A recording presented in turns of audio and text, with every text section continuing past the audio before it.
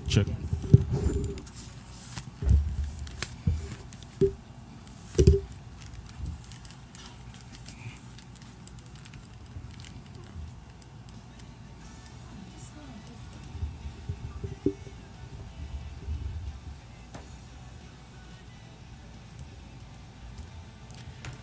Yes. Hello, good morning, Blackan listeners, Blackan viewers. Welcome to another edition of JP Vibes, coming to you live from Blackan TV in Osaka, Japan. I'm your host, Louis, aka Jaja, and today's topic we'll be talking about, the diaspora, Black diaspora, and the historical facts and the implications of it, So the diaspora of blacks, historic and modern, and the effects of the diaspora on the mindset of the black individual, in general. So to talk about that, to discuss about that, we have the doctor of clinical psychology, a certified school psychologist, and a Pan-Africanist.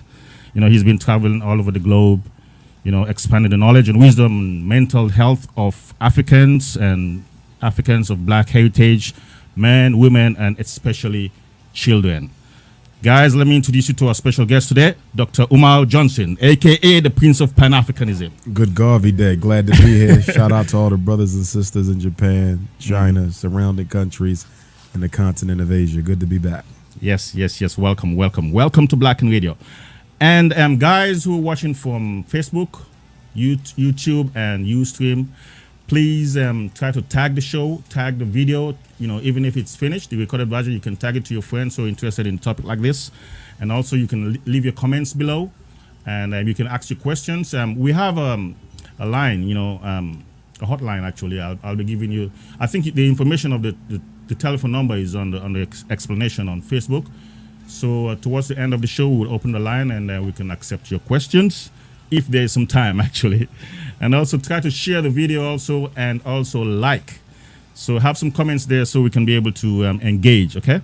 So stay tuned and we'll be back.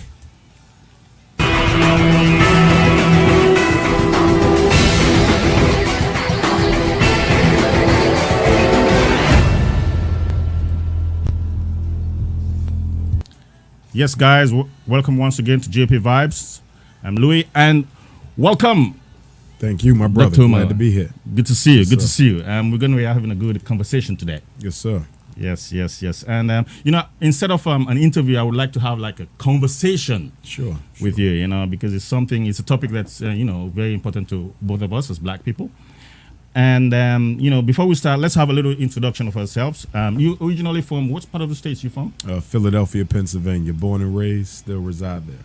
Okay. So I saw you have an African name, Ifatunde? Yes, I was given the name Ifatunde from Chief Olaitan of the Oyotunji African village. If you had a chance to see the Birth of a Nation, Nat Turner movie by Nate Parker, when the movie comes on, young Nat Turner is actually, his mother takes him to a spiritual reading. Okay. And that elder who gives the spiritual reading is Chief Olaitan of the so he gave you that name? African village. Ifatunde. Yes. It's very Nigerian. Yes, it is. It means what's the meaning? Destiny has returned. Destiny. I love that. Yes, I love that. Yeah. I'm Louis Kwame, Boston. People call me Jaja actually. All right. And I have a strong Ghanaian root actually. My father is half Ghanaian, half Sierra Leonean, and his name is Kofi. Right. He gave me the name Kwame after Kwame Kofi, Nkrumah. Born on Friday or Thursday. Yeah. For me, Kwame is Saturday. Okay. Yeah. My Ghanaian name is Nana Payina. Okay. Cool. So, and my mother has a strong Jamaican roots, from the Maroons. Okay. And her mother, my grandmother, brought her over to Sierra Leone. Okay. And when she was like a little girl, huh? Okay. Yeah. Okay. And so I have both cultures in me, both the African side and the Caribbean side. Yes, sir. And I respect both. So I've been here in Japan for almost over 20 years now, and I came here to spread African art. Okay. Yeah. And when I came, I used to do a lot of African art exhibitions, whilst I was studying Japanese. And then I had to go to college, university, in a Japanese university, study business law, and then came out, started working for a Japanese company, real estate company, and then I branched out 10 years ago and started my own business here. Okay. Now I'm doing like export business, used cars and used parts. Okay. Whilst running the Blackan radio. All right. And I have my staffs here, So yeah, and I had a lot of experience here in Japan. Okay. And both good and bad, but mostly good. Okay. So I would like to talk about like people like us who are outside Japan, way in the Far East, in the diaspora, doing something, building a platform where we can be able to sit down and converse like this and share a knowledge out there. So this is the main thing. I wanted to talk about not only like things like the negative side, like discrimination or stuff like that. I want to talk about how we can find solutions, to better our, community or, stuff like that, So let's start the show. One thing I like to ask, because for me, a name, just like I was asking you about your name, right? A name is very important to any individual, okay? Whether you're black, white, or what, I've had a lot of, arguments and controversies about, just like the name of something you put on something gives that thing or that human being its destiny. Because you took the Ifatunde thing really serious, So, for example, even in religion, sometimes I had some arguments with, the name Jesus Christ. I'm not against the name Jesus Christ. But when I introduce names like Yahshua, okay, the Hebrew name of Jesus Christ, people say, I don't know that. Let's stick to Jesus Christ, Well, it's the truth, It's the truth that, Jesus Christ's real Hebrew name was Yahshua. And you have to, whether you accept it or not, just acknowledge it, that it's, even the name of God is Jah. All these things, we, sometimes have some arguments over it. So the thing I want to ask you is the name Africa. Okay? We all just take the name, Pan-Africanism, Africa, I'm an African, which is good. I'm not against it, okay? Which is good. But what's the etymology of the name? Where did the name come from? What is behind the name? And because when you call somebody an African, or you say I'm an African, you have to know what is the depth of that name. Did it come from something good or something bad or something that has no meaning? And you're carrying it around as your identity, So let's start with that, from the very basics. What do you think? Sure. Well, first of all, I am an African. I identify as African. I'm not interested in identifying as anything but an African. The word Africa comes from the word Afroika, which is a traditional Nile Valley word which means birth of man. That etymology comes from one of our greatest Africologists, Dr. Ivan van Sertima, who did the history of the word Africa. Unfortunately, because of misinformation that has been put out from many anti-African scholars, they have erroneously misled the community into thinking that Africa was named Africa by Leo Africanus. When the name was in existence. That's one thing I wanted to talk about. Yeah, that's incorrect. That name existed way before Leo Africanus was ever born. And again, it is a modification of Afroika, birth of man. But also, when you look at the 3 syllables in Africa, those 3 syllables also exist in ancient Nile Valley language and tongue. So Af, Ra, and Ka, which also can be interpreted as being from the spirit of God or of the essence of God. So the name is an ancient name. It is a traditional name. It is an indigenous name. However, I would say this as well. The continent was never, ever named just one name. Exactly. Multiple names have always been used for the continent. We really didn't have to identify it until we had to identify those who did not come from it. So, being able to recognize people who were and were not African helped to give rise to the need to identify the continent as being different from an Asia or Europe, so forth and so on.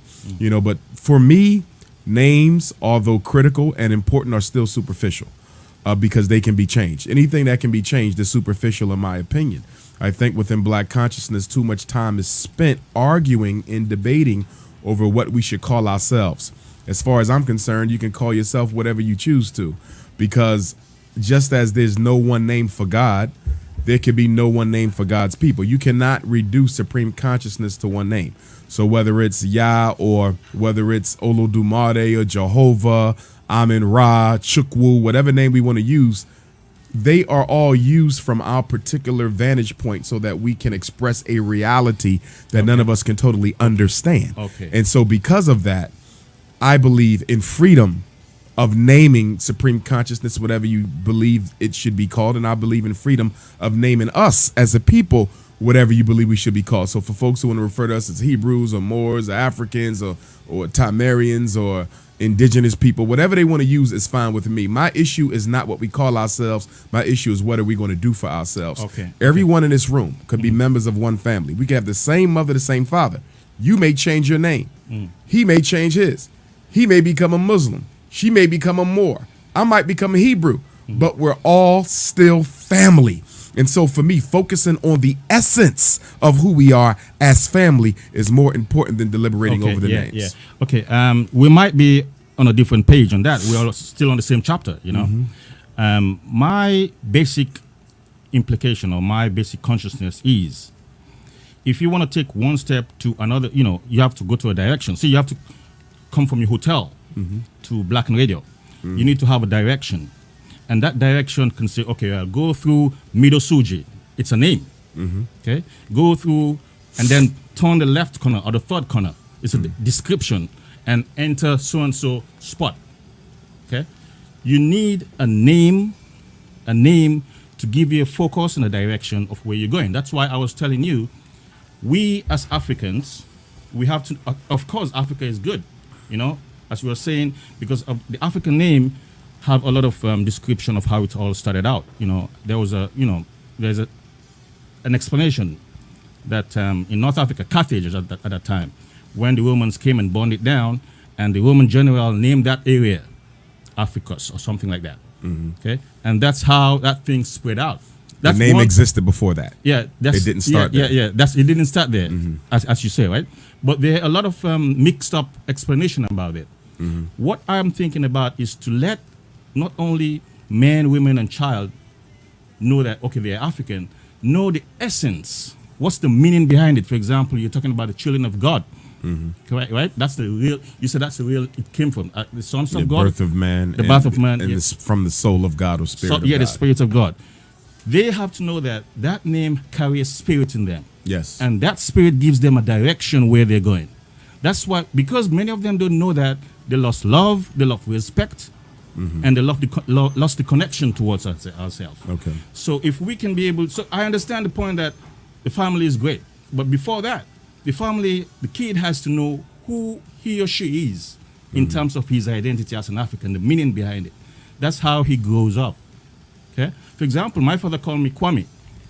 When I was a boy, I didn't know what Kwame is because and one day I just sit down and say, I know the Kwame Nkrumah was out there, but I didn't know he named me after Kwame Nkrumah.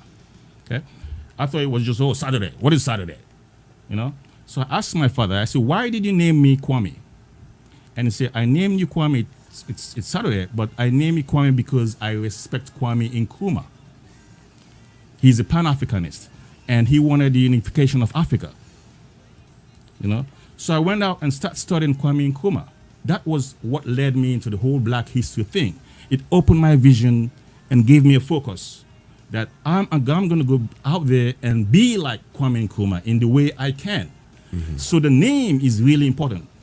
That's what I'm trying to say, you know? I follow you, and I don't necessarily disagree with that.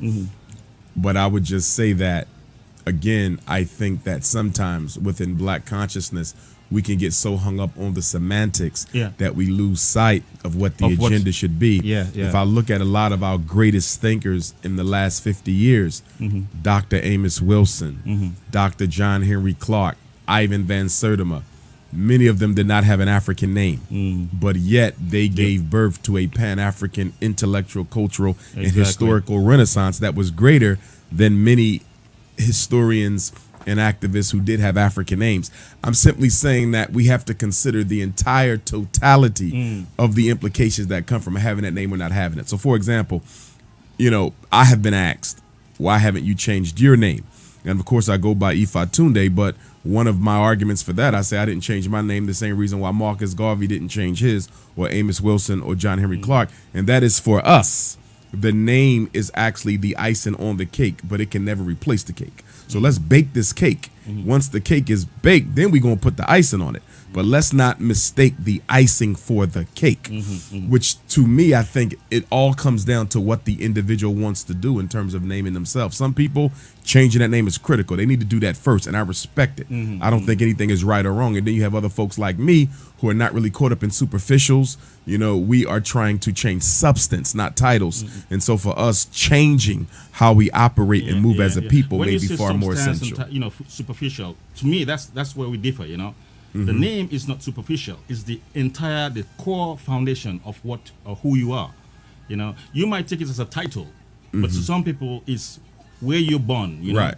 That's right. And so, and I can respect that. I can respect the fact that for you, that name is the foundation. For me, it's not. You understand? But I don't think there's a right or wrong. We you know what I mean? I think everyone decides for themselves. Yeah, exactly. How important it is on the agenda list. So guys, study about the name and the meaning of Africa. And so the next question is, I want to say, we blacks we're going through a lot of struggles finding our identity. Okay? And because many of us have lost our identity, there is a lot of this, just as I said, disrespect, blind leaves out there. They don't know what to do. And what fills their heart now is just hate and, disrespect and stuff like that. How about how can we be able to teach not only men, women, but also kids, the cradle of civilization, all of what we see, all this technology that is now in this age, actually started in Egypt, in Kemet. It wasn't called Egypt at that time. It was called Kemet, meaning the land of the blacks. The black man started civilization in this world, okay? And it spread it out. Religion also is the same. Religion started in Kemet. This is before Islam came in. Hundreds of years before even Islam was born. Black pharaohs were building, pyramids, developing civilization, coming up with religions that even form the basis of many religions right now, even Christianity.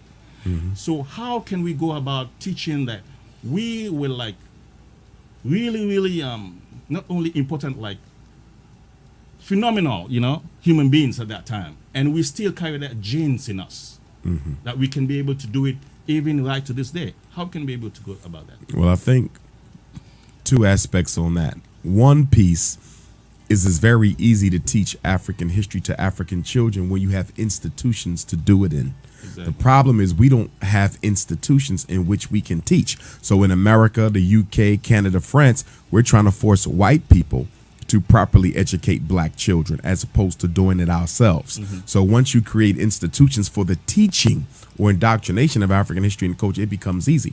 But as long as you're trying to get your enemy to teach your children who they are, then it's going to become difficult. So we have to decide how important that is, because if it is very important, then we should do it ourselves. In America, I say all the time, there was a movement in Philadelphia. Philadelphia was the first city, at least one of the first cities, that sought to require the teaching of African history in public school.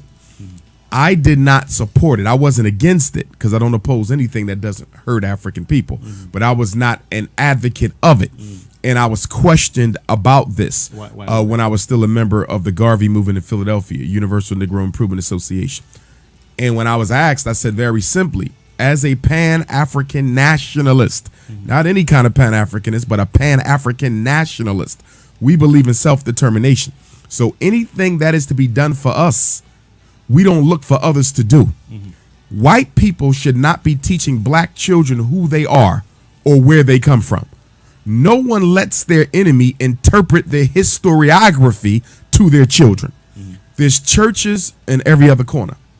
Why aren't the churches open? The teachers belong to these churches.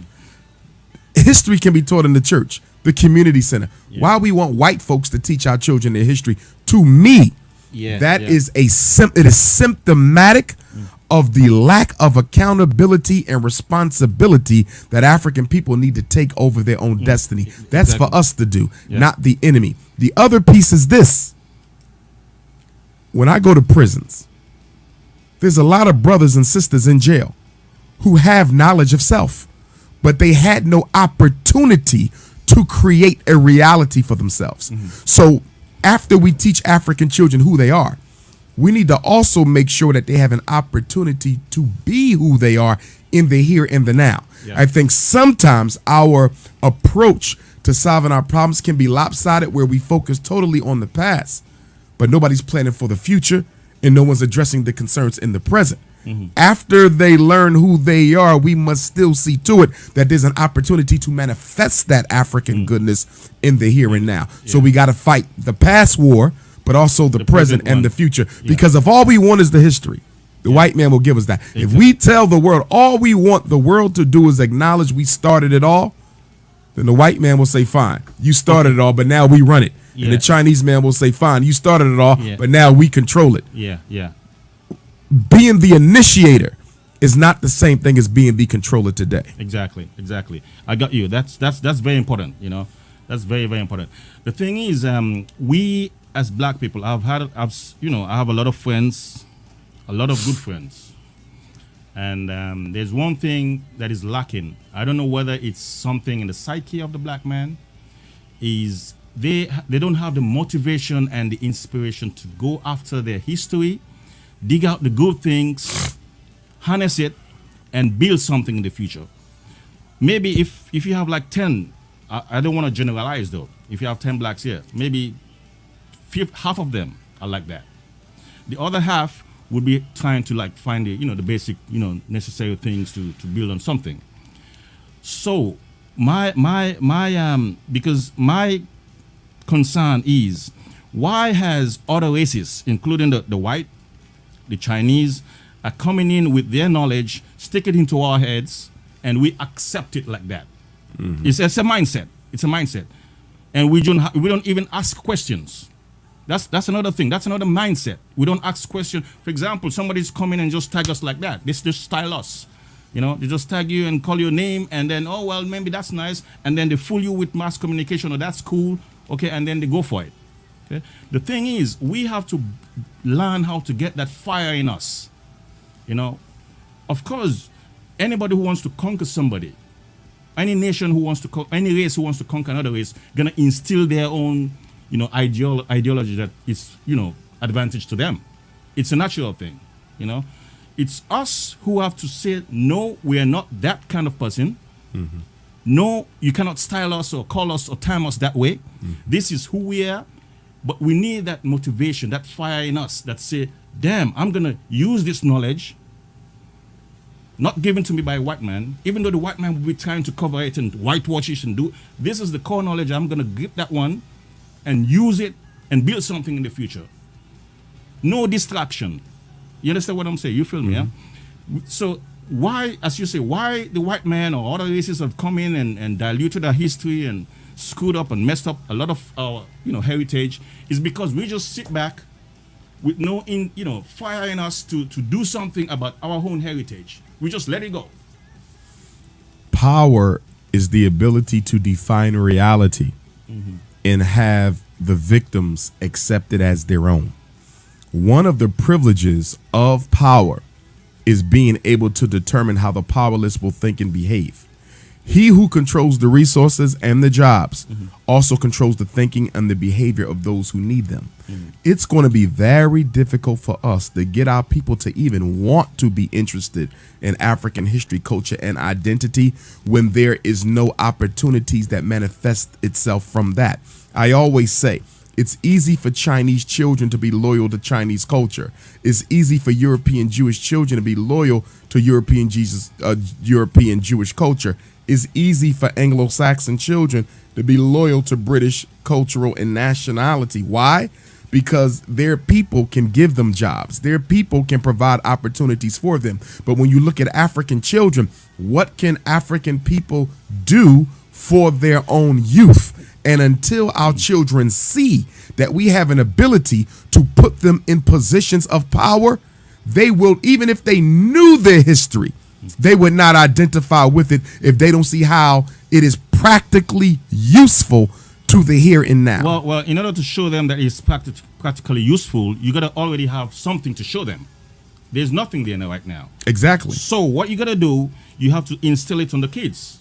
You know, you gotta start from the kids. But even if you teach them, no, even if you teach them, there is a way. There's a way. This is how the black people from way back in ancient days, from Egypt, taught their kids.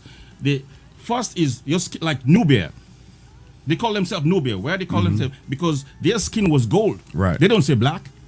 I have a skin shining like gold. Why we don't have that mentality right now? Well, but you're also talking about self-contained, controlled nation states and communities. I'm talking about Nubia. How they go. Yes, but the point I'm making is the reason they were able to do that is because they controlled the politics, the economics, the culture. No, before they rose up. Before they rise up, you know, they have to have that. For example, what I'm trying to say in a nutshell, the kids, of course, they might not see something that is encouraging to them now, but if you instill that knowledge in them and that self-identity that your for example, your skin color or your nappy hair is not what they told you there. Your skin's color is shining like gold. You're a man of gold. Your nappy hair is the hair of God. You know, these kind of things, if the kids have these kind of teachings in their head, that's what my father used to tell me. They would never feel like, you know, even if somebody would try to discriminate on them, they would just laugh it out because they would see the next man as a fool.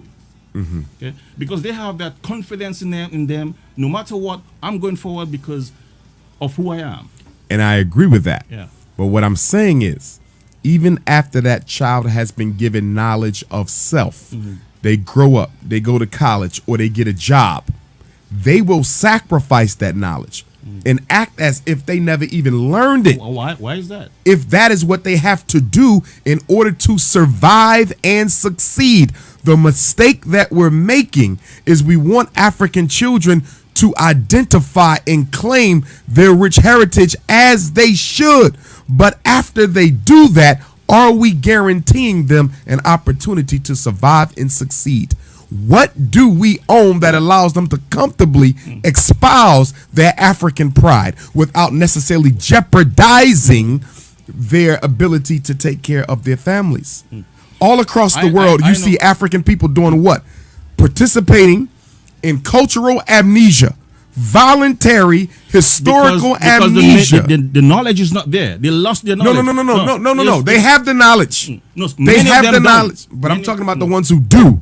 They will still sacrifice that knowledge if there's no opportunity being provided by their own community for them to survive and succeed. In other words, the white man does not want to see black men. I understand that. You understand me? I understand that. So if we don't create a context that allows that type of self-love to thrive, it will die. That's what I'm talking about. Let's create it now and here. For example, you know, you're a man of Pan-Africanism. When Garvey started out, okay, Marcus Garvey, he started out. The Honorable Marcus Garvey. The Honorable Marcus Garvey. The Right Excellent Honorable Marcus Garvey. The king of Pan-Africanism. All right. No Garvey, no Nkrumah. No Garvey, no Nkrumah. Okay. When they started out, yes, sir. You know, they had nothing in their hands. Nothing. And they didn't see any future out there. It was, you know, in America it was the days of slavery. There's nothing bright out there. But Dr. Marcus Garvey, Honorable Marcus Garvey, had that fire in him. There was a quote that Marcus Garvey said. He said, "Black man, what is in thy bosom? Is it genius? Let's have it." He had that thing in his bosom. That's what we all have to have. Yes. You know? So if we have that, even those who have the knowledge and, you know, going crazy, but they cannot implement it, if some of us have that thing in our life, that thing, and we're able to bring it out. For example, I'm in Japan, way in the Far East. I built this studio from scratch. Nobody helped me. But we're taking it one step at a time that we can have this conversation and give knowledge out there. Forget about those who have knowledge and don't know how to harness it. There are lots of people like that. Some might even have the knowledge and go against it. There are going to be people like that. But there are some of us And there's going to be a lot of people like that. Exactly. If you don't deal with the reality that you have to create a self-contained environment and context in society that allows African pride to thrive. But as long as you have to get your jobs from white folks who don't want to hear about it, as long as you got to get your finances from Chinese who don't want to hear about it, no one's going to be interested in African pride if it's not practically beneficial. We have to do something about it. Yes. Even the small community of us. Yes. We can be able to build on something. Yes. And eventually these guys can jump on board. Yes. Exactly. So, time is running so fast. It's okay. This conversation is getting really serious and interesting. All right. The next thing I want to talk about is Pan-Africanism, your field. And just in a nutshell, there might be some people out there who doesn't know about what Pan-Africanism is all about. Can you give us a little introduction? Sure. And, I will define it in 4 simple concepts. Number 1, 4 principles. All African people, whether they light skin or dark skin, Muslim or Christian, whether they speak Zulu or Akan, Spanish or Portuguese, we are all members of the same human family. And that we should identify with being African before we identify with anything else. So being African is first. It's before your religion. It's before your professionalism. It's before your tribe, your nation. The race is first, as Garvey said. African family first. So that's principle number 1. Nothing supersedes our African identity. Principle number 2, there must be international political economic unification of African people in order to overcome white supremacy, but to also restore our African greatness. If there is no international operational unity, we will all fail. Okay? In other words, the sum of the parts is greater. Okay? The sum of the whole is greater than the sum of the parts. Yeah. Okay, so we must do it together. 3, self-determination. There is no white participation. There is no white marriages. There's no white dating. There's no white financing. Whatever is to be done for African people must be done by African people. And then the 4th principle is, as Africa goes, so goes all African people. So we would say that until we help build up the mother continent, all of us will be weak where we are. Because as Garvey said, a strong man is strong everywhere. Wherever you see Chinese, they strong. I don't care if you're in Africa. I don't care if you're in the UK, US, Canada, Japan. They strong. Wherever you see European Jews, they strong. Why? Because Israel is strong. China is strong. There's no such thing as a strong African people with a weak Africa. There's no such thing as a strong African people without a weak Africa. So all of us have to contribute to the rebuilding of the mother continent so that she in turn can contribute to the rebuilding of us in the diaspora. No one has ever said that all African people need to go back to Africa. Garvey never led that back to Africa movement. The media created that. The Honorable Marcus Garvey said only... You're talking about the Black Starliner, but Garvey was... No, listen. Marcus Garvey never led a back to Africa movement. Garvey never said all African people should go back. That is not a principle of Garveyism. What we say is those of us who have something to offer Africa can go back. Okay. As Garvey said, some of us are no good in America and will likewise be no good in Africa. Okay, we don't need black men with white wives going to Africa. Okay, we don't need all that. We don't need basketballs, footballs, weaves, and perms. So, guys, you know what Pan-Africanism is all about. My father was really strong in these things. And I learned a lot from many of the books he had, and especially like Garveyism and Marcus. My life mentor is Marcus Garvey. I'm not really deep into it, The Honorable Marcus Garvey, I read some of his books, his poems, even his poems can inspire. Yes. And just as you said, we're all in the diaspora, and a lot of us have a lot of talents to give, a lot of things to offer.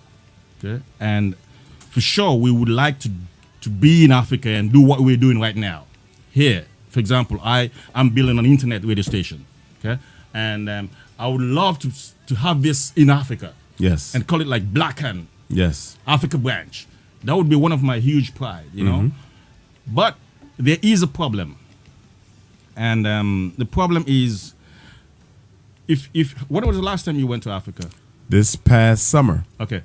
Ghana, Togo, Benin. You stay there for how long? Because 2 weeks. 2 weeks. I go to Africa all the time. Have you ever been there for like 6 months or not 6 months? Okay, because you actually know the land, the people, the way they think, the mentality when you live there for a long time. Okay, it's 2 weeks, 1 month won't You might learn a few things, right? The thing about Africa is there are a lot of talents out there, okay, in Africa. But the way how to harness those talent, individual, the way how to harness those talent, the resources are not there, and most of the leaders are not focusing to build those resources. No, they're not. Right? I'm telling the truth.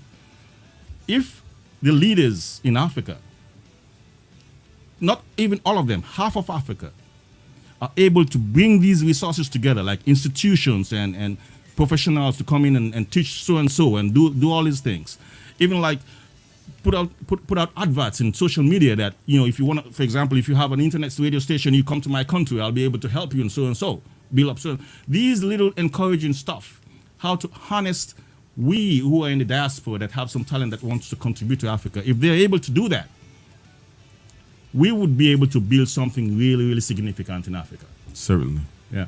The thing is, the mentality of the leaders are always pulled down by a sin called greed. Greed is what is messing up Africa.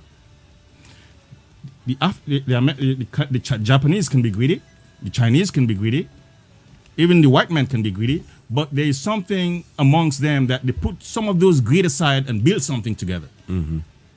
Because they see a vision that can benefit all of them in the future. Most African leaders, they take that vision and put it in their pocket or leave it for somebody behind them to come and build. And somebody who comes after them do the same thing. So the vicious cycle just keeps going on. And there's a lot of harness, gold, diamonds, talents lying waste. And they know that. They look behind their shoulder, they say, shit, the place is dirty, but beneath that dirt is gold. They know that. But why they cannot do that? Because of their mindset. How can we in the diaspora, for example, I'm in Japan. I cannot have a microphone and tell all the Africans there, and hey, let's straight up and do something. Because I remember 4 years ago, I even had an idea to have in Japan an embassy of Africa in Japan, like a Chamber of Commerce of Africa in Japan. I wanted to start that. I went to the Chamber of Commerce, I asked all these questions, get all these documents, and they told me that the Japanese, government told me, if we're going to do that, we need at least an agreement from 20 African countries, from the embassies, that, okay, yeah, we agree to this kind of plan. Let's have a Chamber of Africa in Japan that many African countries can come in, have information of people who live in Japan. And if we have that here in Japan, we can have that in any other countries. And we can, okay. But the second stage now was to call these embassies in Japan and send them my letters, send them the plan and the vision I had. Some of these guys are not even in the office. Some of these, ambassadors, African ambassadors, they're not even in the office in the embassies in Japan.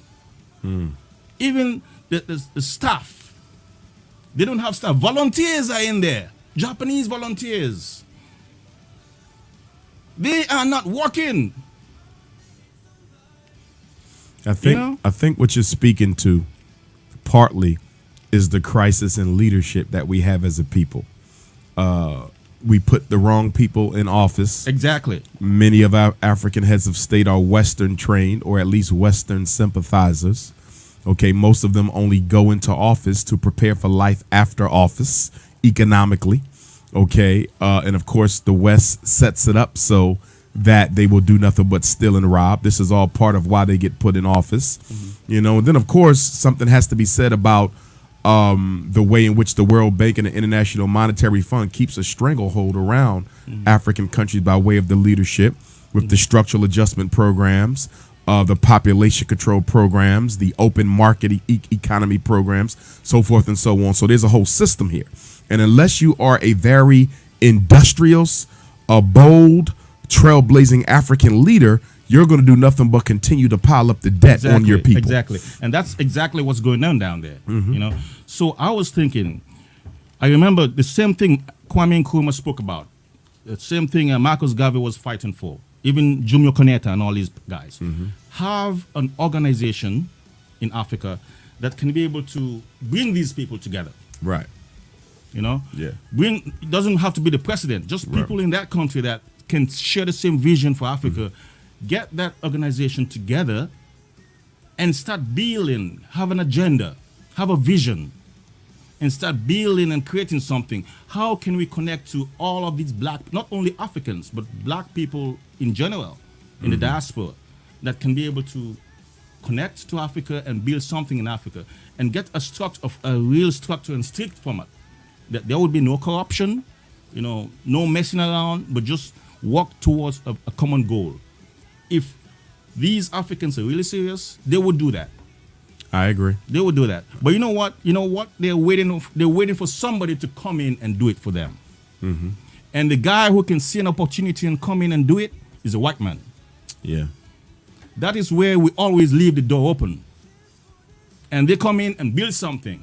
And the psychology that, if it's a white man doing it, it's got to be good. Yeah.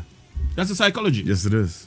They're never able to see the sinister plan behind it. And now they're begging for the white man to come in and recolonize Africa under the name of investment. So if they start something, and we in the diaspora see that, wow, these African leaders are really up to something here. They have an organization, they have a vision, they have an agenda. They're calling on us to do something here and there. I would bet you there would be millions of black guys who would go down there and do a lot of investments and stuff out there. I always say that if I were a citizen of an African country, and of course dual citizenship is another issue that the African Union and the individual African states are sliding their feet with. They're not moving quick enough with dual citizenship. Ghana passed the law, but there's still no application or regulation for dual citizenship. Okay, but I always say that if I'm a citizen of an African country, I'm not voting for anyone running for office unless they can give me three answers. Number one, what are you doing to empower African people economically? Okay. Number two, what are you doing to limit the control of the wealth, the resources, and the land of this country from being dominated by outsiders? Exactly. Because if you don't empower the indigenous African population to be able to buy and own the land and the resources, then you automatically, by default, allow the whites and the Chinese and the Asians and the Arabs to come in and dominate your country's markets. And then the third question I have, what are you doing to build a revolutionary African curriculum for black children so that they can be able to espouse and project the African vision that we have for our future? Those three things are mandatory. That's spectacular. I support that 100%. Okay, and I think the next thing you can do about that, I'm sure you're really busy now with, teaching kids about, African identity and everything. If you can have some time, I would do my best to help from Japan. Okay. If you can have like a show, like internet show, because we're in the internet age right now. Just have a show in which you can be in the States, I can be in Japan, and somebody in Europe, and somebody in Africa. That we have this state directed to all African leaders. This is a show that we want all African leaders and politicians to listen to. They can use their smartphone. And then we lay these things out to them. It can be recorded, it can be on Facebook. They can listen to it. And then they would know what we're thinking about out here. And then maybe, just maybe, one or two of them might say, yes, there is some real substance in what these guys are trying to do. Let's build something in Africa. Let's have another organization. Just like these guys are talking all over there, from Asia to Europe to America. We have these guys who have lots of vision and they want to help, they want to connect. Once they have that organization and they have the website and they have their own show that we can connect, I would tell you there would be a lot. It's gonna be not only about the problems about racism and how the white man is screwing us up. No, it's about the vision, how we can stick together and work and build and create things together. Yes. Because the discrimination is gonna be there. Yes. Always, there's gonna be something that's gonna distract you. Yes. But we of course we just have to no distraction. Yeah, it's going on, but we gotta build this thing. Just like Gavi. Gavi was damn focused. Yes. Even though they were pulling him there, trying to destroy him in all ways. Yeah. Yeah. So if we have like a lot of Gavites around who can be able to do these things. You can lead it. I can, we can. I think the best tool is to have a show, internet show. It's not expensive, but it has the message that can reach every heart down in Africa. Okay. We can work on that within the year. All right. Once you have those three agendas, and then we break it down of how it can be done, and then we lay it out, there would be some more ideas that would come in and just make it concrete. Certainly. Yeah. Certainly. With I think that's just my take. What's your take on it? No, I agree with you. I definitely agree with you. One of the things I'm planning for 2019 is a Pan-African International Youth Conference. I'm going to do it on the continent. We're looking at Ghana, Nigeria, or South Africa potentially. But I want to bring all the young folks from all the continents together so we can start putting together that media platform, that political platform, that economic platform. Because you have the youth. They're ready. They just need the leadership and the direction. Exactly. Because they're not as focused on how we need to go about doing this. Because the thing is, we talk about reaching these people, because the only way we can be able to reach them is through the internet, and websites and shows like these. Which is important. Which is important, yeah. No replacement for face-to-face dialogue, though. Yeah, exactly. You know what I mean? So you use those platforms to get everybody focused and interested in the conversation. Yeah. And then we bring them together face-to-face. Yeah. Because I think that one thing we cannot let the technology do is put space between us. One of the weaknesses of the technological era is that it allows you, it doesn't force you to have to come together. As human beings, that touch, that hug, that face-to-face energy, exactly. We still need that. Exactly, that's true. Okay, so let's before we go to the States, let's talk about Asia, because we're in Asia right now. We're in Japan. Let's talk about Asia and Black history. Okay, a lot of people don't know that one of the early settlers in Asia were blacks. Yes. And sometimes people say, oh, the early settlers in China or even in Japan were dark skinned. Even the Japanese will say, what the hell are you talking about? But that's true, And for example, even in India, let's say the image that everybody knows, like Buddha.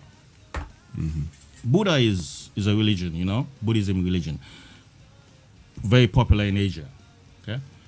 And if you go to all of these temples, whether it's in China, whether it's in India, whether it's in Japan, whether the Buddha is as small that you can put it in a palm or is as huge as a mountain, they all have a dark skin and nappy hair. Because that's an image they cannot change. They feel guilty to change it. Right. Because to them it's like a god. Yeah. If it's something else, they would have changed it, make it look like them way back. Yes. These are some of the, and there are many of these, that even Buddha was black. Yeah. They don't know that. Buddha, one of the ancient meanings of Buddha, B-O-O-D-H, Buddha, is the black one. Exactly. And of course, Krishna was black. Exactly. It means the dark one. Yeah, exactly. So all of these, that's why this brought us back to what I was trying to say. We as black people have to keep our heritage and our history. Yes. We lose all these things. Yes. That's why we are fighting each other right now, because we don't respect each other. Exactly. If we had known and kept these things in our heart, I would be seeing you as a god. You said you'd be looking at me as a god. She's a queen, Yes. And there would be that respect and love and common vision to build together. These are the things we have to keep. We have to learn how to keep our heritage and know our history. You got to have a psychological reconstruction of African people. Yeah. I always say that until there is a psychological revolution, there won't be an economic one, a political, or nothing, because all changes begin in mind. And to that end, Frederick Douglass, my ancestor, said it's better to raise strong children than to repair broken men. And I think as African people, too often we are working from a reactionary standpoint where we have to undo problems that have already been created. Whereas if we would just do what we need to do up front, we would prevent a lot of these problems from happening. But in order for that to happen, there must be love. Only people who love themselves will say, you know what? We're going to do this so that problem never happens. We're going to put this in place so we don't have teenage pregnancy. We're going to put this in place so we don't have rape and molestation. We're going to put this in place so we don't have mass incarceration, homelessness, hungry people. Love dictates that you act before the problem arises. Yeah, exactly. But with us as African people, that love isn't there. So we wait until something is done to us, and then we react to it. Yeah, exactly. And because of that, the white man always controls our actions. It's a blueprint for them. Yes. Yes. So we have to change that mindset. Yes. And that brings us to something, we all face: racism, especially racism in Asia. It's everywhere. We're talking about racism even in the States. And what's going on in the States. Just a while ago, I think yesterday or day before yesterday, you have the president of the States, using some derogatory term, some nasty word referring to people from Haiti and in Africa, and encouraging, this racist mentality and all this stuff. Racism, to me, racism is something. I see the racist as somebody really. I feel sorry for them. They have no vision. They have no self-dignity. They're scared. They have no power within. So they always use that as not as a weapon, but as a way to navigate and let them feel empowered that they're better than somebody with color. That's why they bring out the racist shit, But within them, they are scared. They are losers, But we as black have to see them as they are. Sometimes we get really mad and really angry when these guys say something shitty about us, or bring some racist stuff towards us. We feel really, really angry. But there is an element to that these guys they are not as strong or as clever or as intelligent as they are. In fact, they are the opposite. That's why they're bringing these kind of, because the guy who is not a racist, he just takes everybody as equal. He sees everybody as equal, and he just goes about his business as if nothing, there's nothing in the world. The guy who is scared of somebody, or doesn't want somebody else, he's another race to rise above him because he's weak. He wants to follow something, bring out a negative card to play. But what do you think about that? And I agree with that. But the one thing we also have to be clear on is that racism is not about emotions. It's not about necessarily hate. It's not about attitude. It's very much logical, and it's about control of resources and control of opportunities. That's what racism is. The opinions and the emotions are simply part of the propaganda of racism that keeps it alive and that passes it down to the next generation. All groups have a culture first priority system. All groups do. It's just that the white man's form of culture first priority is a pathological, narcissistic type of a system. So his racism is the most inhumane, but all groups practice it. The problem is we don't. Black people are the only people on earth who do not put their race first. And that's why we end up last, because we are handcuffed to a colorblind multiculturalism that is suffocating us to death. Black people don't want to hear any talk about putting ourselves first. We are for everybody, and there's no way you can be for everybody and still have time to be for you. So what the white man is doing, he's supposed to do. What the Japanese is doing, he's supposed to do. I was watching a documentary on the hair care, Korean dominated hair care industry, and some brothers were complaining that the Koreans wouldn't sell hair products in bulk to blacks. And the Korean told the guy, we will never sell to you guys in bulk. You guys make churches, we do business. This is what he told them. And they were upset, but I said, you got to understand, that Korean cannot let you get a foot up on him, because he is dominating that industry. So his grandchildren's grandchildren, so his grandchildren's grandchildren will still be able to sell that to your grandchildren's grandchildren. So this is not about just the current generation. It's about domination for eras and eons to come. Napoleon Bonaparte, when he was asked about the Haitian Revolution, and someone said we have to go and put down Toussaint because he betrayed the French agenda. Napoleon said, this is not just about putting down Toussaint. We have to crush the Haitian rebellion so that we can discourage any attempt by any African leader in the future who thinks he could come against European power. They're not doing this for them. They're doing it from their grandchildren's grandchildren. And African people don't have that type of ethos, that type of principle, that type of code. We don't have a code that we live by. Everyone else has a code. Yeah, that's the thing. Just what I was talking about. We got to know our history. If we have a history, locked down. We also got to understand the politics of the time that we live in. So, for example, I know a lot of brothers and sisters who are very much adept when it comes to African history and culture, but they are very ignorant and uneducated when it comes to politics. In other words, they will give you the entire history of Nile Valley culture and then turn right around and says that we cannot practice race first. We cannot be nationalists. They can have all that and still come with a Jesus first mindset, a Muhammad first mindset. It must be African family first or nothing. It is Pan-Africanism or perish. That's where we are now. I think what you're saying is really true. That mindset has to go. It has to go. It has to go. But first, the way how it has to go, we have to be able to know what we are. From way back in the days and how we've been here and how we're connected. That's why religion is really strong to in the black community. How we're connected to the Almighty. Okay, because I'm a very religious person too. And I'm sure our black ancestors were very religious too, because most of the names are all very spiritual. Very spiritual. There's a difference between religion and spirituality. Spiritual, yeah.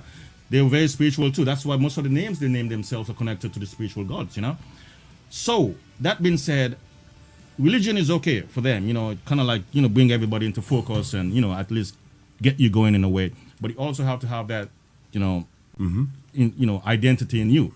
Yes. And a religion must be comprehensive. I think one of the weaknesses of African people is that too much on religion, right? Yes, we over rely on God without question. But the other problem, our religion doesn't deal with our political economic reality. We're the only people who have to go one place to pray and another place to organize. The Jew can pray in the synagogue and he will organize politically and economically in the synagogue. The African is the only person on earth who doesn't feel that he can deal with his political economic agenda in his house of worship. We are split. And until we make that thing whole, we'll never be able to move out. That's another point. Over dependence on religion. Yes. Okay. That's one thing. And of course, we have to know our history and the good things about it. And what you're talking about slavery, it has a political side too, which, and economic side too, because that's how slavery all started out. They went back to Africa because of, they can make money out of it. Right. Out of black people. But white supremacy ain't about economics. It's all about slavery began about economics. But the white supremacy that underpinned slavery was not primarily financial. It's about white genetic survival. Okay, racism doesn't exist for money. Racism exists to ensure that the white DNA perpetuates on the planet. That's gonna be even among creatures. That's they want to keep the DNA. So it's gonna be there. Yes. At the same time, it's gonna be economic. Okay, it's gonna be economic. Capitalism and racism, the husband and the wife. Racism is the husband. Capitalism is the wife. You can't have one without the other. You can't have one without the other. Exactly. Wherever you see capitalism, there's racism. Wherever you see racism, there's capitalism. It's a bread and butter thing, right? Husband and wife. Okay. So and another thing is, as I was saying, this racism comes out of inner insecurity also. Because there are a lot of white people out there, even Asians, who they are not economically rich. They're not rich. They're not thinking. But they still have white privilege, though. Well, they have white privilege in some way. They're not rich, and I don't think they're even thinking about keeping their DNA, running for the next generation. But they feel scared when they meet a black man because there's an innate, instinct in them that when they meet a black man, they meet a strong man. When they meet a black man, especially if he looks successful or intelligent, they're scared. It's something just psychologically inept in many of them. And part of it comes from the fact that a white man looking at his equal in the black man. So let's say you have your radio show. Let's say you meet a white man who has the exact same thing that you have. In his mind, you automatically exceed him. Exactly. Because he knows you had to go through 10 times more difficult than what he had to, and you still showed up at the same place and time. I have that thing all the time, brother. All the time. What you exactly I have it. I can feel it. I can smell it when I meet some of them. Yeah. It's something just ooze out of jealousy and envy. Yes. How did He managed to get to this level. Yes. You know. So in that sense, you know, some of these people, when I meet them sometimes, you know, it's just like I feel pathetic for them. Because if you can be that weak, I don't think your life would be. Oh, yeah. You know, that's weakness to me. So I don't. It's very weak. It's weakness to me, you know. Yes. So I don't even take it more serious. I just focus on what I'm gonna do and go on with it. But the pathetic side of it is when your black brother believe these guys. That is the thing that really, you know, hits my heart. I don't care whether a Japanese diss my show or diss my show, right, or my program. I don't care whether a white man say this or that. But when a black man go around you, something that can benefit you in the future, right, and this your show or your program or what's something you're trying to build that would benefit him down the line, he doesn't have the vision to see that. When he start, you know, something just as small as greed, jealousy, envy, and all this nonsense. And when everything comes down, they just sit back now in the same dat hole and feel confident or feel satisfied because you didn't get where you want to go. Right. That's a bad mentality. Yes, it is. What do you say about that? Well, that mentality, that crab in the barrel, that post-traumatic slavery disease mentality is at the heart and soul of why we haven't made more progress as a people. The fact that so many of us would rather see a brother or sister fail than succeed is at the heart of why we cannot move forward. And guess what? If you're selfish, if you're jealous and envious, you don't have a collective we first mentality. Because if I truly have a we first mentality, I have to want you to succeed. Because your success is mine. So whenever you see jealousy at play in the black community, you're dealing with Eurocentric values and principles. There's no such thing as being African-centered, but I'm jealous of another African man. No, you're Euro-centered. And you don't recognize it. That's very negative. Yes. And I get that sometimes, and it saddens me up, you know. And we have so much resources and talents that we can come together and build things together. But, you know, they would listen to some negative rumors, and half of them would know that the rumor is a lie. Yeah, but they will say it anyway. Exactly. Because it ain't about the truth. Exactly. It's about seeing you fail. Exactly. And that is sad. We have to change that type of mentality. If not, we cannot move from one step to another. And that's why I believe it has to begin with the children. It has to begin with education. Okay. You know, one of the reasons why I want to build a residential academy ultimately is because our parents, black parents, are teaching the children how to behave like coons as well. By the time the black boy is 10, he's already been made into a coon. He's a baby coon. His father taught him how to hate on other black men. His mother taught him how to hate on black women. So the child is made like the parent. So if the parents are not psychologically healthy, the children won't be either. So there must be a system that takes the child away from the parent to prevent them from being indoctrinated with that same mental cancer. It keeps recreating itself. It's indeed a cancer, right? It's a cancer. It's a disease. Yeah. It's worse than cancer. That's Self-hate is worse than, and it's contagious because you can take a positive African, put him around a whole bunch of negative Africans. After a while, he's gonna be just like them. It's contagious. Yes. Post-traumatic slavery disease is contagious. In fact, I need to put one of the white things on my face that the Japanese women running around with before I catch coonism. Okay, tell me. I just want to ask you a little bit about your projects in you know, empowering and educating. The main thing is the Frederick Douglass Marcus Garvey Academy. It looks like we're either going to go with a school in Chicago or one in Delaware. I'm getting those looked at now so I can see what the rehabilitation cost is going to be. And once I get back from Japan, I'm looking to make a decision on one or the other based on that cost. Because we're only working with a certain amount of money. Okay, so I'm going to see what they say. And if, you know, one is definitely going to be more cost efficient than the other, that's the one we're going to go with. I get a lot of love in Chicago. A lot of love, you know, in the Delaware area. So for me, I'll be fine either place. So I'm just going to look at the numbers and see what happens. That's really the next stage for me. You know, the speaking, that was the stage that's coming to a close. Now it's time for the school now, the institutions. It's time for institution building because we don't have infrastructure. There's no place. We really need it. We need it. There's nowhere you can go in the diaspora outside of Africa. Nowhere. Caribbean included, where you can find a black community that owns its own hospital, bank, school, and supermarket in the same place. You cannot find it. It does not exist in the UK. It does not exist in Canada. It does not exist in the United States. You may have one of those institutions. You can't find all four. So you see Chinatowns all over the world, Little Italy all over the world. You can't find an Africa town anywhere outside of the diaspora. It comes to the wherever we are, someone runs our economy. You can't find a place on earth because we don't have confidence in ourselves. Exactly. Trust even in Africa.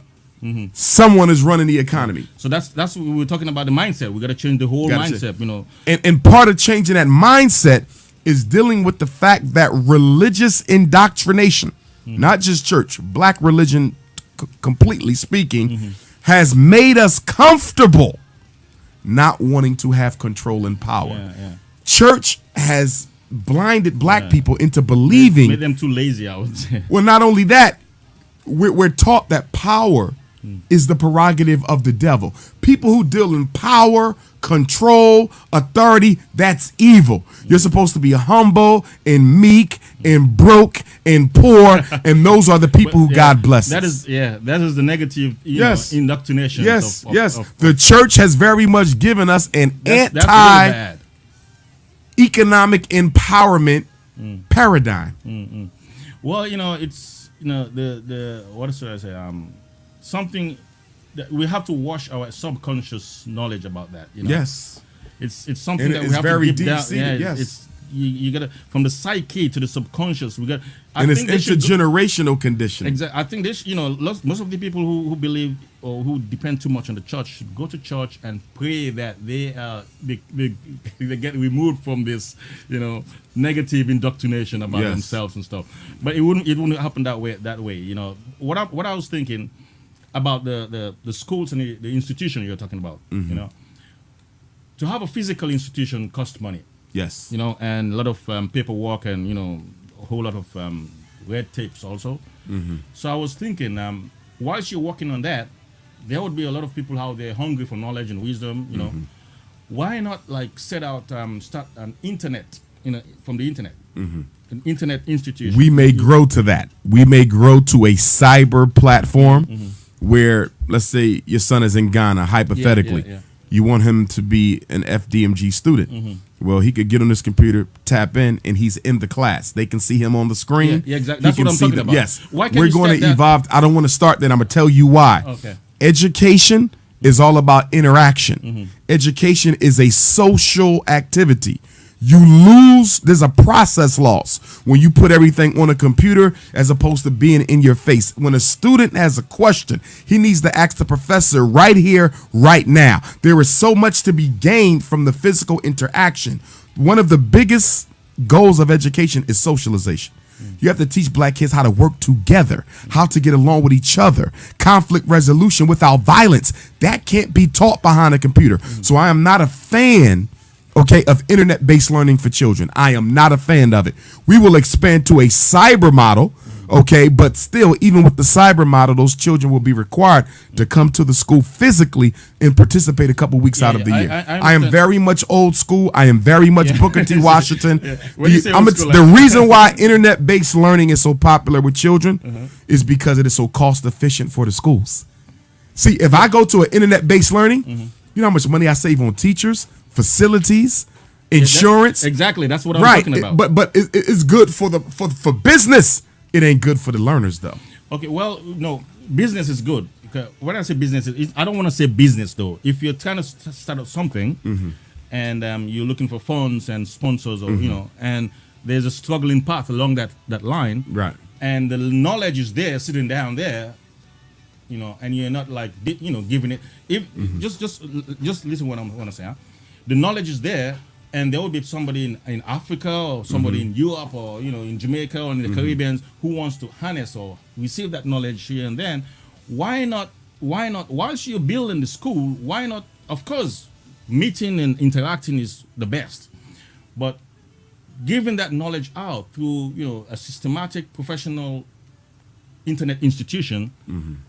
Might be another way to start out. You can start both of them simultaneously and see what's going on. I don't want to do that. Yeah? That's not my model. Face to face. The secret weapon of FDMG is Dr. Umar Johnson in your child's face. They got to feel me. They got to learn me. They got to know me. You understand? There is no replacement for that rich, qualitative human exchange. Do you understand? And I'm very serious about it's like therapy, right? Let's say we're doing therapy. I'm the therapist. You're dealing with alcoholism, hypothetically, okay? Therapy in your face and therapy on your cell phone is two different things. There is a significant loss of qualitative human exchange that if I got to do therapy with you on the iPad. If you start the online thing, you would have more people who would like to come in and meet you. Well, that may be true, but I quality over quantity for me. Okay. The other thing too, I have to make sure I perfect the operation before it gets replicated so you can work out any kinks. See, you go worldwide that fast. See, people say, why don't you just put your school in a homeschool program? Sell it to the parents. They could teach the kid at home, right? Hell no. Why? Because I don't know how you teach. I don't know how he teach. I don't know how she teach. The curriculum means nothing. It's the pedagogical delivery of the instruction.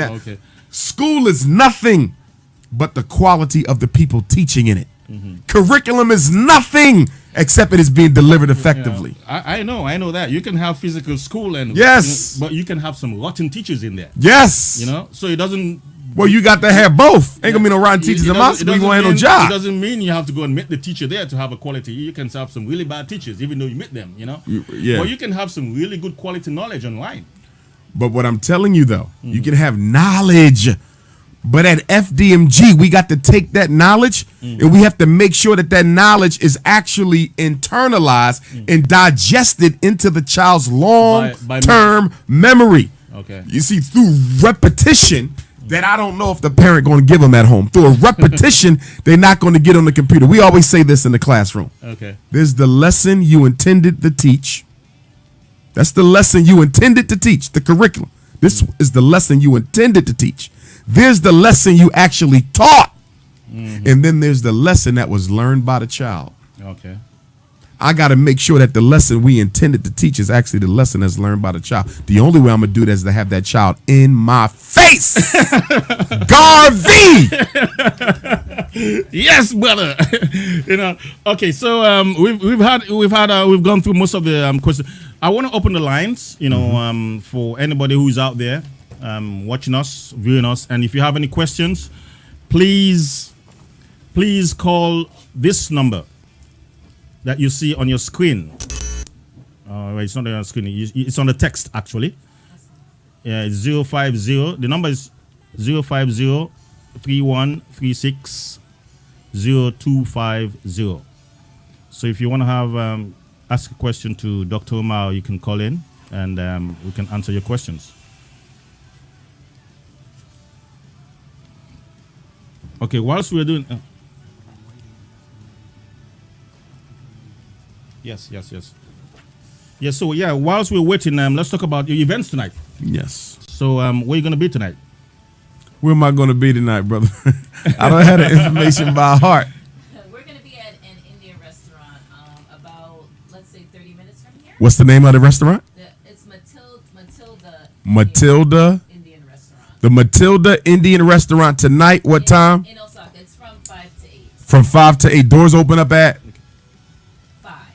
At 5. So Dr. Umar Johnson will be speaking tonight in Osaka, Japan. The Matilda Indian restaurant in Osaka, 5 until 8. Make sure y'all come. Prince of Pan-Africanism. I brought some hoodies for y'all, some white, unapologetically African hoodies. I don't know if we're going to get them in time. I brought some red, black, and green flags. Also brought some DVDs, so hopefully, because the luggage is being delivered, hopefully we'll get it in time to get it there to the brothers and sisters in Osaka. And then Sunday we're in Nagoya at Lynx Bar. The Lynx Bar in Nagoya. Sunday, what time? From 5 to 8, Dr. Umar Johnson will be in Nagoya at the Lynx Bar from 5 until 8. Come on out. I'll definitely have the hoodies and t-shirts and DVDs by then. And then I'm over in Shanghai on Wednesday and Thursday, I believe, brothers and sisters. Say that again. What? The caps? The caps? I ain't bring no caps. I say you one. I know you want one. I got you. I got you. Look at me here. Oh, there. Okay, I got Just you. I got one you. more time. One more time. One more time. Where is he gonna be today? He's gonna be at. Oh, I'm sorry. Do I have to hold this? Okay. Okay. You have the mic. Oh, you got it. Yeah. Okay. He's going to be at Matilla restaurant, and it is at. Am I speaking that loud enough? I think they should see. They should see me. Okay. You can go to that. Come over there. Thank you. Thank you. So where should I look? Over there? Okay. Hi everyone. All right, so tonight, where should I? Where do you want me to stand? Over there. Here? Yeah. Turn around. That one, yeah. Right here? Yeah. Okay, great. Okay, hi everyone. All right, so we're going to be tonight at Matilla Indian Restaurant. This is the address. It's Hira Matsu Ogira Building, second floor, 1-6-14, Dotonbori Choku. That's what I said? Dotonbori. And the number, if you want to Google map it, is 0664840480. Okay? And also, if you look at our flyer, you can WhatsApp me if you get lost, but there's the links to the restaurant there as well. Okay, thank you. Thank you. And sorry, one more announcement. So tomorrow from 5 to 8, and also tonight it's also from 5 to 8. We're going to be at Link's Bar at Sakae, and this is not in Nagoya, 9-3-1 Nakaku, excuse me, on the 4th floor. So that's from 8 to 5 tomorrow. And if you guys will let this, please WhatsApp me my number and your number. DJ Mario number is on the flyers. You can contact us on WhatsApp. Okay. And y'all can also add me on WhatsApp. Yep. If y'all need to reach Dr. Umar Johnson, 215-989-9858. USA number again, 215-989-9858. You can add me on WhatsApp and message me that way. Or you can email me, Dr. Umar Johnson at yahoo.com, DRUMAR Johnson at yahoo.com. Beautiful. Okay, so whilst I just put a number online, so if somebody can see it, they can call in. But I have a question here from DJ Super Mario. Yep. So the question is, actually, he sent me 3 questions. Okay, one is, why are Western countries still meddling in African affairs? Because Western countries cannot survive without African resources. One thing about, human existence that we have to understand is, for whatever reason, when God made the world, he made Europe dependent on Africa for resources. That's just the way it goes. And because the wars against colonialism in Africa never completely eradicated the control of the resources. Most African countries, they got a flag and they got an anthem and they got a president. They did not get control of their resources back. I don't care if you're dealing with Anglo Gold in Ghana, South Africa. We don't control the resources. And the World Bank and International Monetary Fund, and one of the reasons Barack Obama was made president was to go back into Africa and make the continent safe for Western exploitation. When we stop letting the white man take resources out of Africa for cheap and for free, that's when you know Africa's serious. Okay. And question number 2. How is the mass incarceration of black people in America affected their lives? Well, mass incarceration is the single biggest cause of the destruction of the black family. Taking fathers away from their children, taking mothers away from their children. In some cases, the mother and the father are taken away from the child. So that is why we got so many homeless children, adopted children, foster children. It also gives rise to all types of social ills, drug abuse, alcoholism, the LBGT crusade.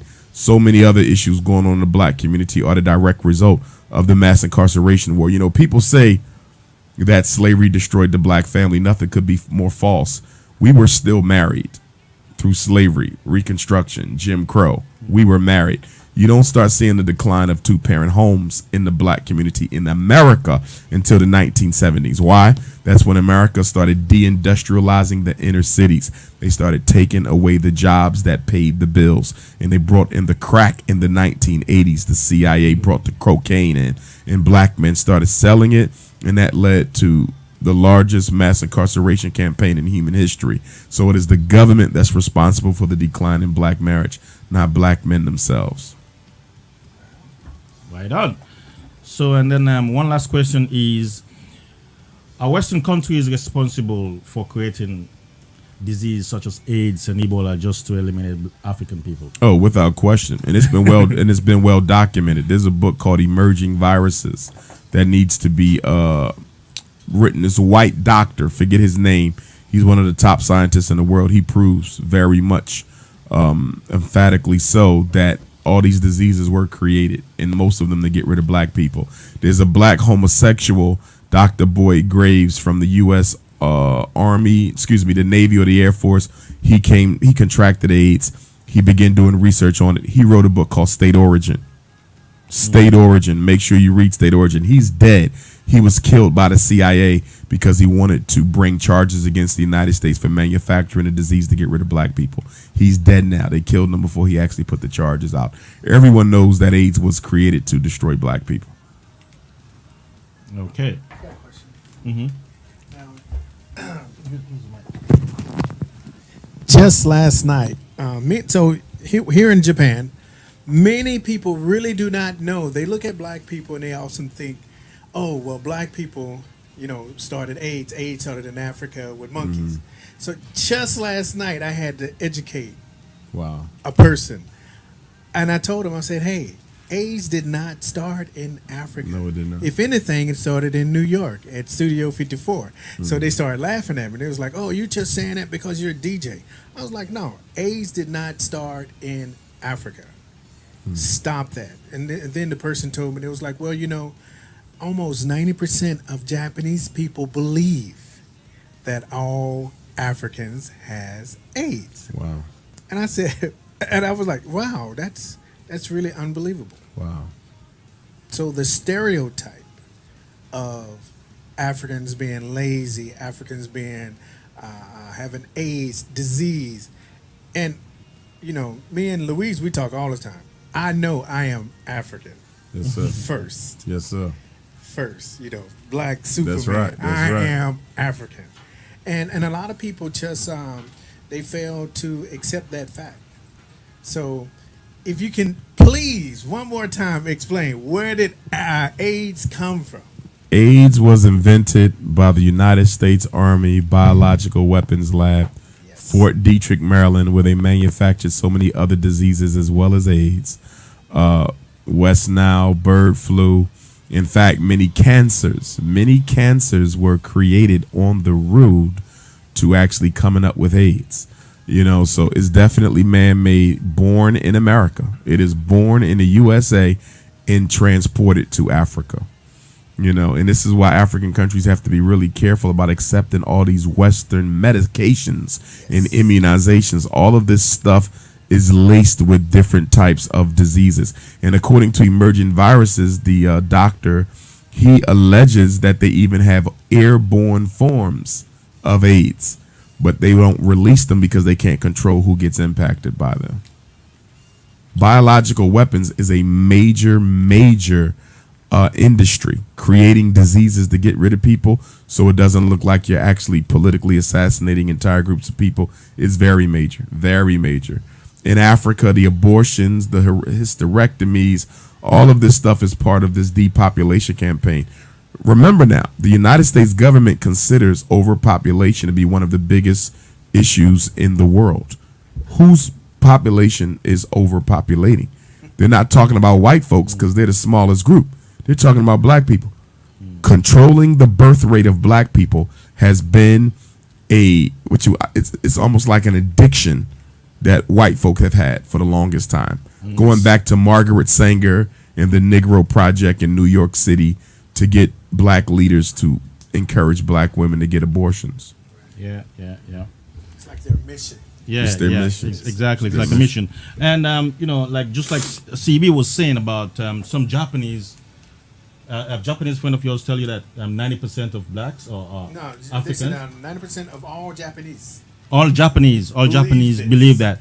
But I think that guy is a dumb fool. You know. I do. You know, when I say dumb fool, not all Japanese are like that. You know, not 90% of them are like that. I think the guy who you talk to is just a fucking racist. Right. You know, it's just like having a bar talk somewhere. You know, about China or like Japanese. Oh, maybe 70%, 90% of Japanese women are yellow cab. You have some foreigners who say this shit. You know, just these are foolish statements. Just like, oh well, What's yellow card? yellow cab. You know, like No. Oh, a taxi. yeah, yellow. You don't know when they say a Japanese woman, they say you know the Okay, I get you know it. the meaning, right? You don't know the meaning. Tell me later. He means a B-word. I don't know that stuff. Yeah, it's man. like a B word. It's like a B word. You have, in other words, easy to pick up. Okay. You know, you have some stupid, foreigners who would go in and say stuff. Oh, well, he would say, oh well, 90% of foreigners believe that shit. No, they don't. You know, and it's the same thing. You know, this stupid Japanese guy say, oh, all 90% of Japanese people believe Africans have AIDS. Is a stupid lie. He just want to say that because he's a fucking racist. You know, there's a lot of clean Japanese out there who doesn't believe that thing, and some of them don't even know about African AIDS. So if I were you, I would just say you're a fucking racist and you're dumb, ignorant, and you're spreading lies. When you meet this guy, tell him I say so. Will do. I have a question from somebody on Facebook Live. Their question is, what can we do to be more united? Because that's one thing I'm starving for, and he's making reference until African Americans and Africans. And he's actually my best friend from the Congo's brother, and he lives in America now. He's been there for quite some time. Okay. I think that Pennsylvania, maybe he lives there. I think that we have to gravitate to like minds. Everyone isn't going to go along for this journey that we have to take as a people to rebuild ourselves. You have to find people who actually are whose frequency is operating at the same level as yours. If you have a Pan-African consciousness, you got to find people who have that Pan-African consciousness. If you're about African unity, you have to find people who are also about African unity, because a lot of black people don't want to see anything but conflict. We have a very conflict-based consciousness and a conflict-based community. You look at black music, what sells black music? Conflict. That's all they talk about. You watch any black music show, the whole show is talking about conflict. That's all they care about. Who don't like who attack who's sleeping with whose wife. The whole thing is conflict. Reality shows, conflict. Even within the black consciousness community, conflict. So you have to separate yourself from that type of energy and gravitate to like minds. Me, I don't have an issue building with brothers and sisters on the African continent. I've never had a problem building with brothers and sisters on the African continent because we are operating at the same frequency. So it's all about where you are in your consciousness. If you're a self-hating Negro, then you're going to attract self-hating Negroes. But if you're a positive, progressive brother or sister, then you will attract like minds. I don't think there's an issue with us working together. I think we have to stop buying into the stereotype that Africans don't want nothing to do with black Americans, whatever the hell is a black American, in that African in America don't want nothing to do with Africa. That's a mentality I really hate. Bringing this African and African American. Yeah. It's nonsense. That's nonsense, man. Stop focusing on where the slave shit drop you off and focus on where it picks Why you up. can't you? There's so many common goals you can find and work together with. Yes. They're just looking for some little negative. Yes. Even if among themselves they can find negative things among themselves. So Yes. why go all out and say, oh well, Africans and African Americans, they don't work together. There are many ways they can work together. That's right. You find it, if you look for it. That's right. So just don't focus on the negative side of it. Just stick to the positive side, I think. Hi, I have one more question from one of the viewers. This is Jody Oden in Akron, Ohio, my baby sister.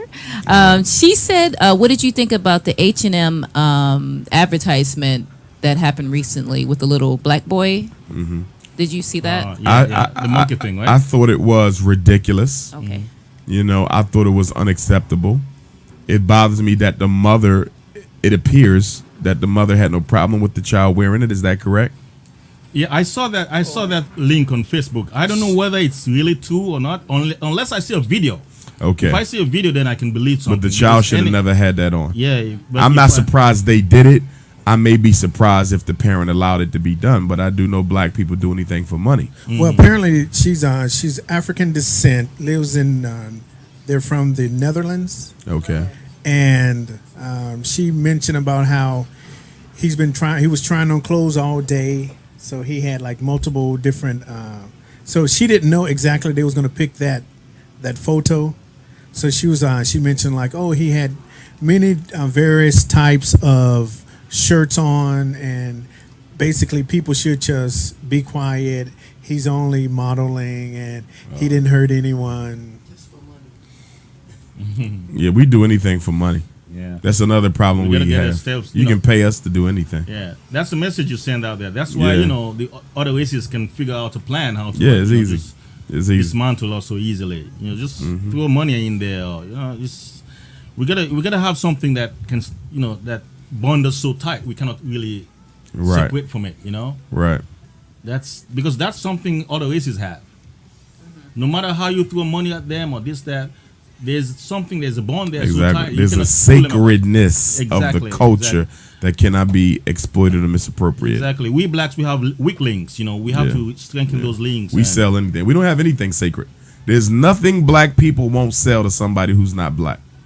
We will sell African spirituality. I mean, look at all the white people who go to Africa now, being initiated into the traditional spiritual systems. Ghana, Nigeria. Now you got these white priests walking around with 5 African wives, some fat, nasty white man. Okay, we give them that. You got white priests of voodoo now. We gave them hip hop. We gave them black music. We gave them black food. There's nothing we got where you can say nobody is allowed to participate in this. We just have to control Except our us. we just have to control our heritage. Yeah. We let it loose too much that people come and take. Well- we have to know how to keep it. That's because we handcuffed to multiculturalism. Black people are handcuffed to colorblind philosophy. We're the only people who practice it. Nobody else. McDonald's could exploit Kwanzaa and Kente. And, Well, as Bob Marley say, free yourself from mental bondage. There is the key right under your nose. You just have to look for it, man. Yeah. Yeah. So we're coming towards the end of the show. It was a very interesting conversation, Dr. Umar. yes, my brother. Very good to see you here. Same here. And I want to thank all those who were watching, and please don't forget to tag and link, like and spread a link out, copy and paste the link somewhere in your blog or somewhere, and make comments of the video. Even the recorded version would be up on YouTube, and also on YouTube and Facebook. Because we have also live streaming on Facebook on Ustream, but that's not going to be up after the show. But on Facebook and YouTube, the video is going to be there. So please share, tag, and like. Thank you so much for listening, and I'll be seeing you next time for the next episode of JP Live. Thank you so much. Thank Dr. you. Umar. Black Power.